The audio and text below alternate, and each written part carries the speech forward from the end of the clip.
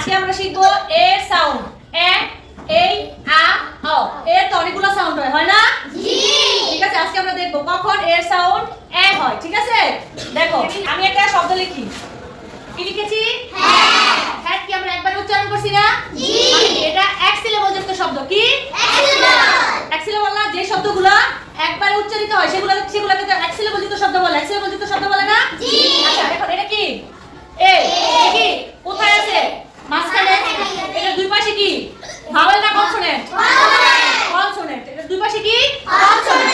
এবার দেখো যে যদি শব্দটা এক সিলেবল হয় এবং এর মাঝখানে যদি এ থাকে এবং শব্দের প্রথমে যদি এ থাকে তাহলে এ উচ্চারণ হবে এর মতো। বুঝতে পারছো?